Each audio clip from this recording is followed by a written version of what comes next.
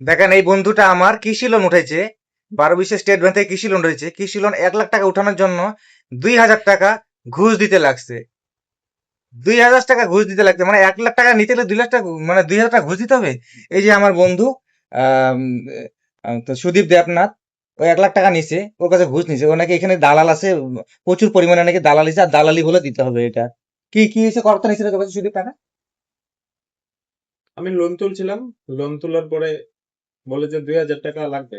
কিসের জন্য? তো যে আলিপুর থেকে স্যাংশন হয়ে আসে, টাকাটা ওখানে পাঠাইতে লাগবে। কয় খালি তোর কাছ থেকে না, সবার কাছ থেকেই নেই। কত করে নেয় বাকিদের কাছ থেকে? আমি 1 লাখ তুলছি, তো আমার কাছ থেকে 2,000 টাকা নিছে। তার মানে কি বলছে, সাথে এটা বলছে এই টাকাটা নাকি আলিপুরে যাবে। মানে 1 লাখ টাকাতে যদি 2,000 টাকা নেয়, তাহলে প্রতি 2 লাখ টাকাতে 4,000 টাকা। এই টাকা নাকি আলিপুরে যাবে, আর এটা স্যাংশন হওয়ার জন্য। কিসের জন্য? কোনো স্লিপ দিছে তো? না, তো কোনো স্লিপ নেই। কোনো স্লিপ দেয় নাই? তাহলে এটা কোনো ইন্স্যুরেন্স করেছে তো? না। তাহলে কোনো ইন্স্যুরেন্স করে নাই, কোনো স্লিপ দেয় নাই, কোনো ইন্স্যুরেন্স করে নাই, তাহলে এই কিসের জন্য এটা টাকা নিবে? যদি এটা লোন বাবদ যদি কোনো কিছু হয়, তাহলে সেটা তো স্লিপও দিবে না, যে লোন করছে অমুক হচ্ছে তমুক খরচা। তাহলে কেন দিবে এই টাকাটা কেন দিবে যদি স্লিপও যদি না দেয়?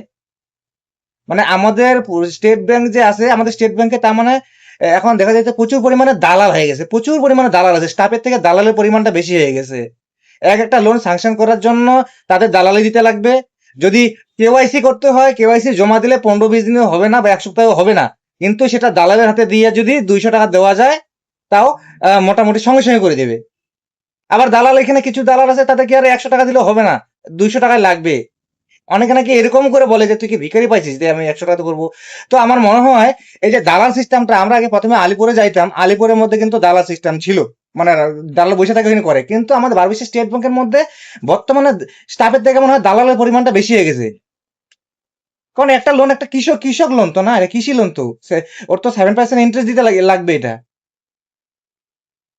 আর যদি যদি এরকমই যদি চলতে থাকে, এই যে অনেকে সেল বেলের ক্ষেত্রে, সেল বেলে যারা লোন পায় বা গ্র্যাজুয়েশন করে, তাদের ক্ষেত্রে আমরা দেখছি তাদেরও নাকি এই যে একটা খরচার জন্য নেয়, কত 1,000, 2,000, 4,000, 5,000, এটা খরচার জন্য নেয়। তারা কি, তাদের মধ্যে যে একটা নাকি একটা লোনের যে প্রসেসটা আছে এটা করায়, সেটার জন্য নাকি 1,000 টাকা, এতে কোনো স্লিপ দিবে না, কিন্তু আবার কোনো স্লিপ নাই, কারণ তারা বেতন পায় না। বা তারা বলে যে এটা নাকি যে ম্যানেজার করে দিবে, তাদেরও এটাতে ভাগ থাকে, তাদের কি বেতনে পোষায় না? এই যে এখানে লোনের যে এই টাকাটা আছে, এই টাকাটা বলছে যে কি আলিপুর পর্যন্ত যায়। অনেকে তো এটা বলে যে এখানে ডাইরেক্ট কি কি বলছে, আর ম্যানেজারও কি কি বলছে, বলছি ম্যানেজার বলতো টাকা এখানে। না, ওরা বলছে যে এই টাকাটা আমরা তো খাবো না, এটা যেখান থেকে স্যাংশন হয়ে আসে ওখানে আমাদের পাঠাইতে লাগে। যেখানে স্যাংশন হয়েছে ওইখানে পাঠাতে লাগবে টাকা, এই 2,000 টাকা। তার মানে এটা তোমার যদি এটা স্যাংশন কোথা থেকে হয়? স্টেট ব্যাংক থেকেই স্যাংশন হয় টাকাটা, যারা পায়।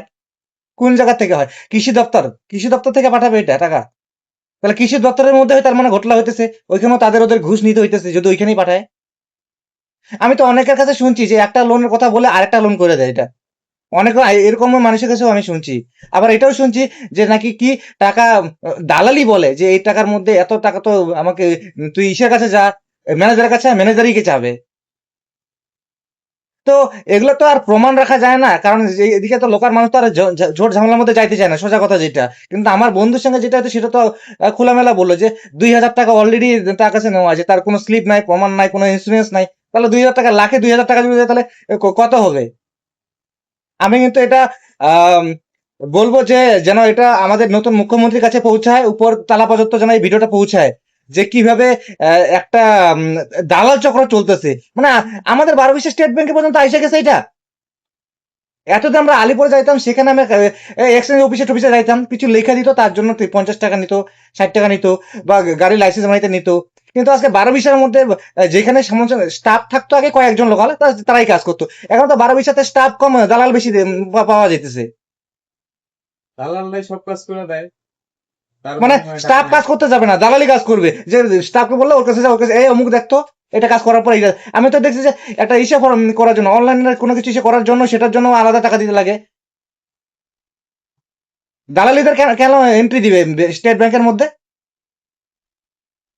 যদি তাদের দিতে হয়, তারা বেতন দিবে, বেতন দিয়ে পুষবে।